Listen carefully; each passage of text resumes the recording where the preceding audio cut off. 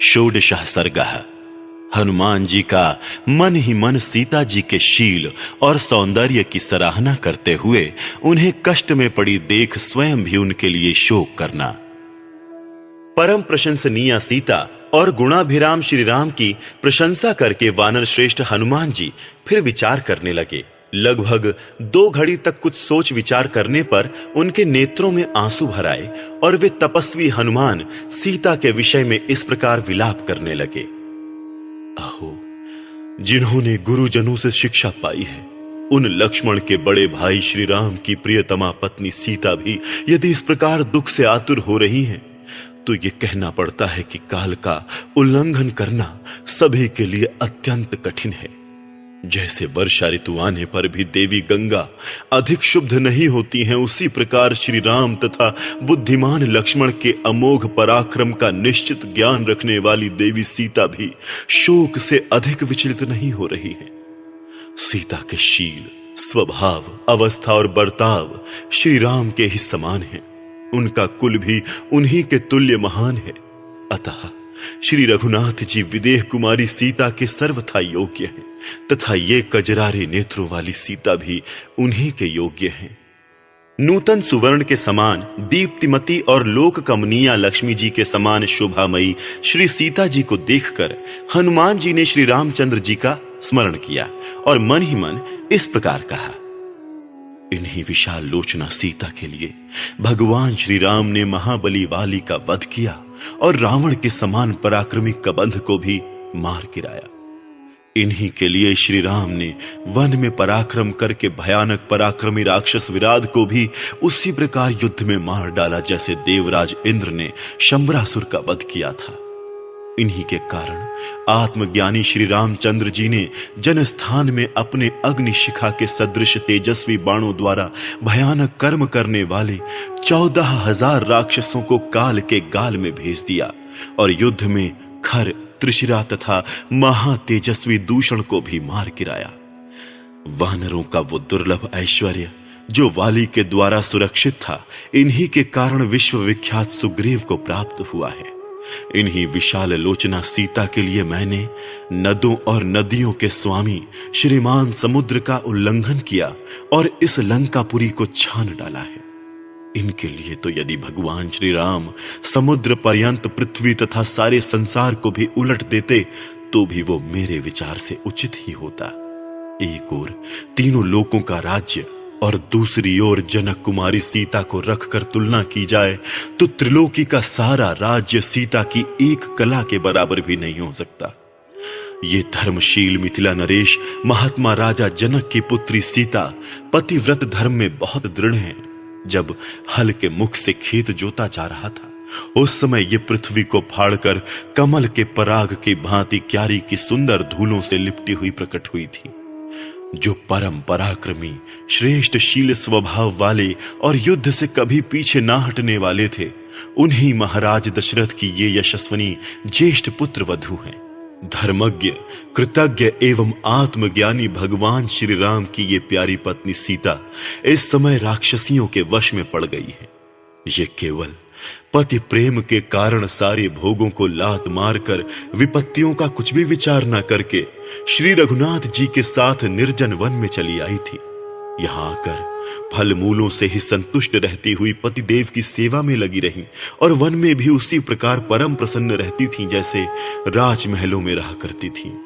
वे ही ये सुवर्ण के समान सुंदर अंग वाली और सदा मुस्कुराकर बात करने वाली सुंदरी सीता, जो अनर्थ भोगने के योग्य नहीं थी, इस यातना को सहन करती हैं।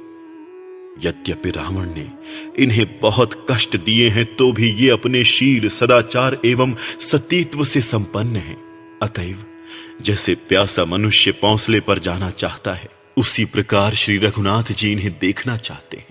जैसे राज्य से भ्रष्ट हुआ राजा पुनः पृथ्वी का राज्य पाकर बहुत प्रसन्न होता है, उसी प्रकार उनकी पुनः प्राप्ति होने से श्री रघुनाथ जी को निश्चय ही बड़ी प्रसन्नता होगी। ये अपने बंधुजनों से बिछुड़कर विषय भोगों को तिलांजलि दे केवल भगवान श्री रामचंद्र जी के समागम की आशा से ही अपना शरीर धारण किए हुए हैं। ये ना तो राक्षसियों की ओर देखती हैं और ना इन फल फूल वाले वृक्षों पर ही दृष्टि डालती हैं। सर्वथा एकाग्र चित्त हो मन की आंखों से केवल श्री राम का ही निरंतर दर्शन करती हैं, इसमें संदेह नहीं है। निश्चय ही पति नारी के लिए आभूषण की अपेक्षा भी अधिक शोभा का हेतु है। ये सीता उन्हीं पतिदेव से बिछुड़ गई है, इसलिए शोभा के योग्य होने पर भी शोभा नहीं पा रही है। भगवान श्री राम इनसे बिछुड़ जाने पर भी जो अपने शरीर को धारण कर रहे हैं, दुख से अत्यंत शिथिल नहीं हो जाते हैं। ये उनका अत्यंत दुष्कर कर्म है। काले केश और कमल जैसे नेत्र वाली ये सीता वास्तव में सुख भोगने के योग्य हैं। इन्हें दुखी जानकर मेरा मन भी व्यथित हो उठता है। अहो, जो पृथ्वी के समान क्षमाशील और प्रफुल्ल कमल के समान नेत्रों वाली हैं, तथा श्री राम और लक्ष्मण ने जिनकी सदा रक्षा की है, वे ही सीता आज इस वृक्ष के नीचे बैठी हैं और ये विकराल नेत्रों वाली राक्षसियां इनकी रखवाली करती हैं। इनकी मारी हुई कमलिनी के समान इनकी शोभा नष्ट हो गई है। दुख पर दुख उठाने के कारण अत्यंत पीड़ित हो रही हैं, तथा अपने सहचर से बिछड़ी हुई चकवी के समान पति वियोग का कष्ट सहन करती हुई ये जनक किशोरी सीता बड़ी दयनीय दशा को प्राप्त हो गई है।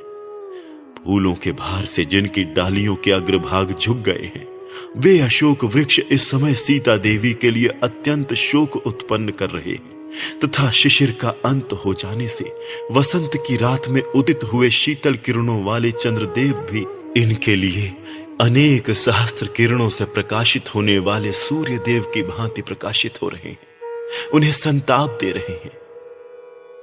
इस प्रकार विचार करते हुए बलवान वानर श्रेष्ठ वेगशाली हनुमान जी ये निश्चय करके कि ये ही सीता हैं, उसी वृक्ष पर बैठे रहे। सप्तदशः सर्गः। भयंकर राक्षसियों से घिरी हुई सीता के दर्शन से हनुमान जी का प्रसन्न होना।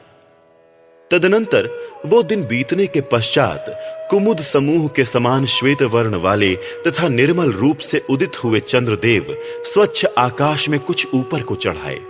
उस समय ऐसा जान पड़ता था मानो कोई हंस किसी नील जल राशि में तैर रहा हो। निर्मल कांति वाले चंद्रमा अपनी प्रभा से सीता जी के दर्शन आदि में पवन कुमार हनुमान जी की सहायता से करते हुए अपनी शीतल किरणों द्वारा उनकी सेवा करने लगे। उस समय उन्होंने पूर्ण चंद्रमा के समान मनोहर मुख वाली सीता को देखा, जो जल में अधिक बोझ के कारण दबी हुई नौका की भांति शोक के भारी भार से मानो झुक गई थी। वायुपुत्र हनुमान जी ने जब विदेह कुमारी सीता को देखने के लिए अपनी दृष्टि दौड़ाई, तब उन्हें उनके पास ही बैठी हुई भयानक दृष्टि वाली बहुत सी राक्षसियां दिखाई दी। उनमें से किसी के एक आंख थी तो दूसरी के एक कान। किसी किसी के कान इतने बड़े थे कि वो उन्हें चादर की भांति ओढ़े हुए थी। किसी के कान ही नहीं थे और किसी के कान ऐसे दिखाई देते थे मानो खूंटे गड़े हुए हों। किसी किसी की सांस लेने वाली नाक उसके मस्तक पर थी।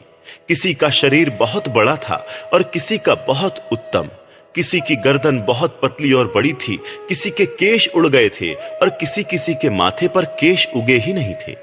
कोई कोई राक्षसी अपने शरीर के केशों का ही कंबल धारण किए हुए थी।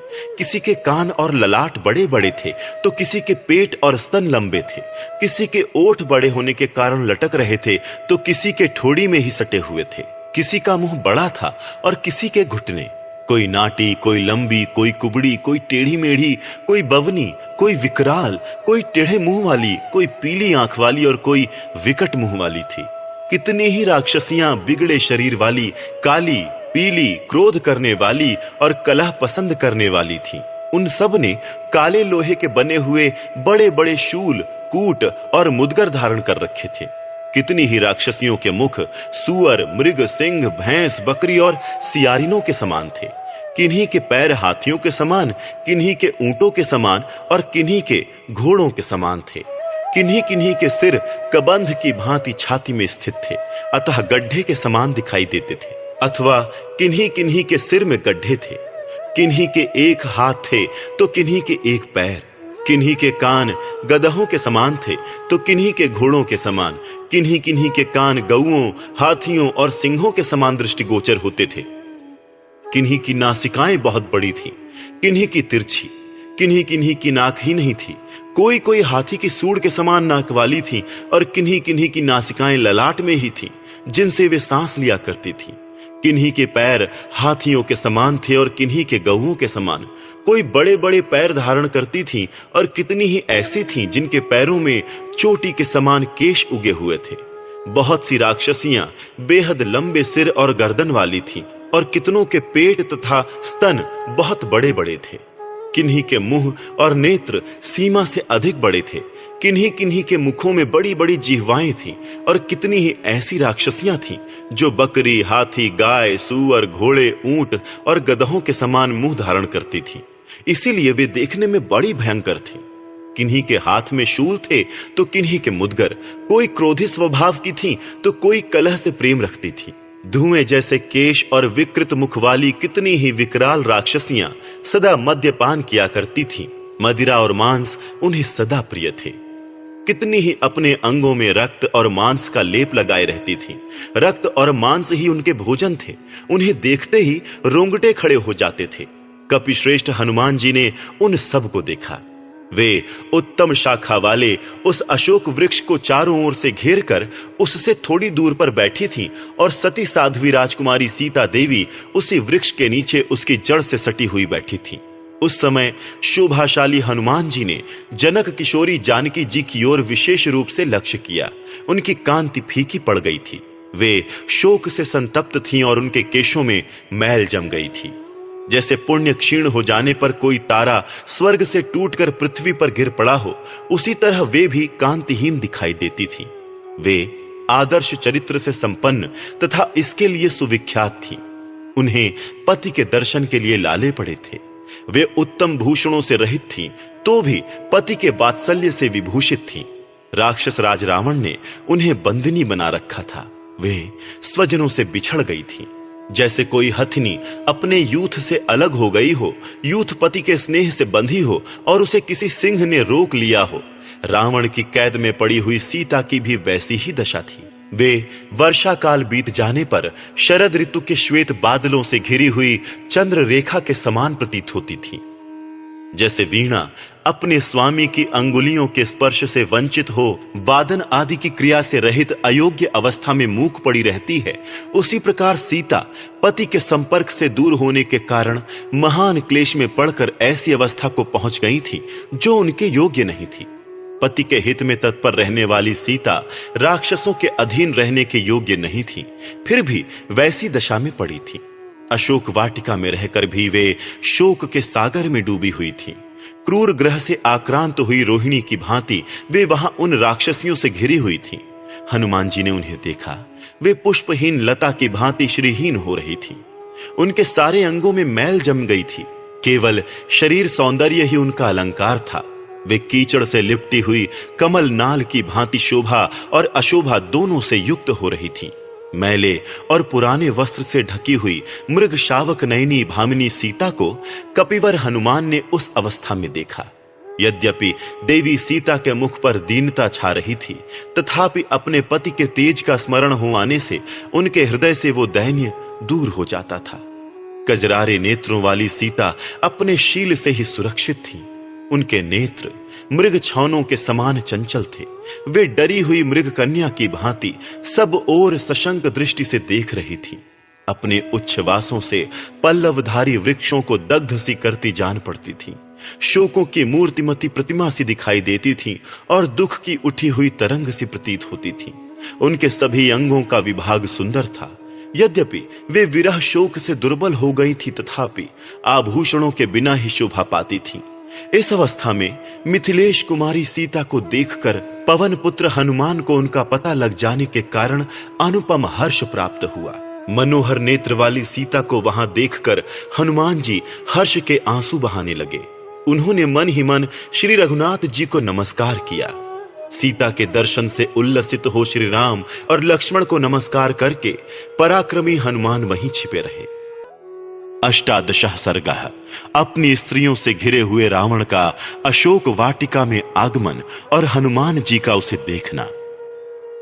इस प्रकार फूले हुए वृक्षों से सुशोभित उस वन की शोभा देखते और विदेह नंदिनी का अनुसंधान करते हुए हनुमान जी की वो सारी रात प्रायः बीत चली।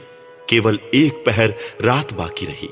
रात के उस पिछले पहर में 6 अंगों सहित संपूर्ण वेदों के विद्वान तथा श्रेष्ठ यज्ञों द्वारा यजन करने वाले ब्रह्म राक्षसों के घर में वेद पाठ की ध्वनि होने लगी, जिसे हनुमान जी ने सुना। तदनंतर मंगल वाद्यों तथा श्रवण सुखद शब्दों द्वारा महाबली महाबाहु दशमुख रावण को जगाया गया।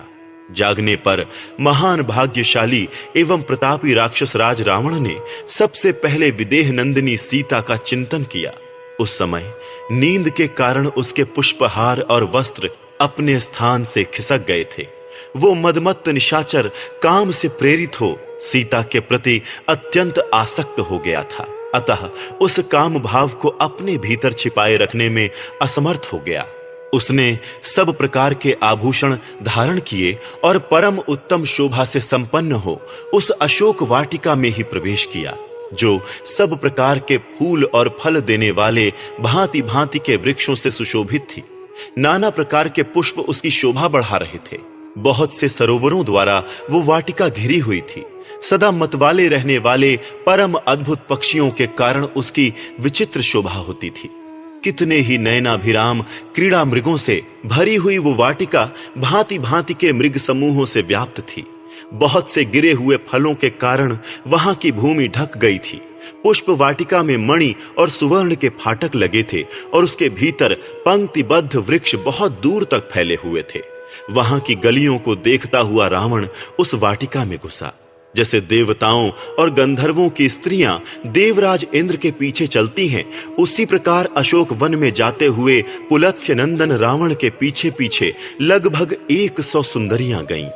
उन युवतियों में से किन्हीं ने सुवर्ण में दीपक ले रखे थे, किन्हीं के हाथों में चमर थे तो किन्हीं के हाथों में ताड़ के पंखे। कुछ सुंदरियां सोने की झारियों में जल लिए आगे आगे चल रही थीं और कई दूसरी स्त्रियां गोलाकार वृषि नामक आसन लिए पीछे पीछे जा रही थीं। कोई चतुर चालाक युवती दाहिने हाथ में पेय रस से भरी हुई रत्न निर्मित चमचमाती कलशी लिए हुए थी। कोई दूसरी स्त्री सोने के डंडे से युक्त और पूर्ण चंद्रमा तथा राजहंस के समान श्वेत छत्र लेकर रावण के पीछे पीछे चल रही थी। जैसे बादल के साथ साथ बिजलियां चलती हैं, उसी प्रकार रावण की सुंदरी स्त्रियां अपने वीर पति के पीछे पीछे जा रही थीं। उस समय नींद के नशे में उनकी आंखें झप जाती थीं। उनके हार और बाजूबंद अपने स्थान से खिसक गए थे। अंग राग मिट गए थे। चोटियां खुल गई थीं और मुख पर पसीने की बूंदें छा रही थीं। वे सुमुखी स्त्रियां अवशेष मद और निद्रा से झूमती हुई सी चल रही थीं। विभिन्न अंगों में धारण किए गए पुष्प पसीने से भीग गए थे और पुष्पमालाओं से अलंकृत केश कुछ कुछ हिल रहे थे। जिनकी आंखें मदमत्त बना देने वाली थीं, वे राक्षस राज की प्यारी पत्नियां अशोक वन में जाते हुए पति के साथ बड़े आदर से और अनुराग पूर्वक जा रही थीं। उन सब का पति महाबली मंद बुद्धि रावण काम के अधीन हो रहा था। वो सीता में मन लगाए मंद गति से आगे बढ़ता हुआ अद्भुत शोभा पा रहा था। उस समय वायुनंदन कपिवर हनुमान जी ने उन परम सुंदरी रावण पत्नियों की करधनी का कलनाद और नूपुरों की झनकार सुनी। साथ ही अनुपम कर्म करने वाले तथा अचिंत्य बल पौरुष से संपन्न रावण को भी कपिवर हनुमान ने देखा, जो अशोक वाटिका के द्वार तक आ पहुंचा था।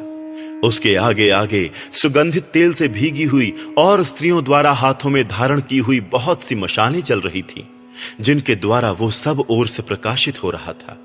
वो काम, दर्प और मद से युक्त था। उसकी आंखें टेढ़ी, लाल और बड़ी बड़ी थीं। वो धनुष रहित साक्षात कामदेव के समान जान पड़ता था। उसका वस्त्र मथे हुए दूध के फेन की भांति श्वेत, निर्मल और उत्तम था। उसमें मोती के दाने और फूल टके हुए थे। वो वस्त्र उसके बाजूबंद में उलझ गया था और रावण उसे खींचकर सुलझा रहा था।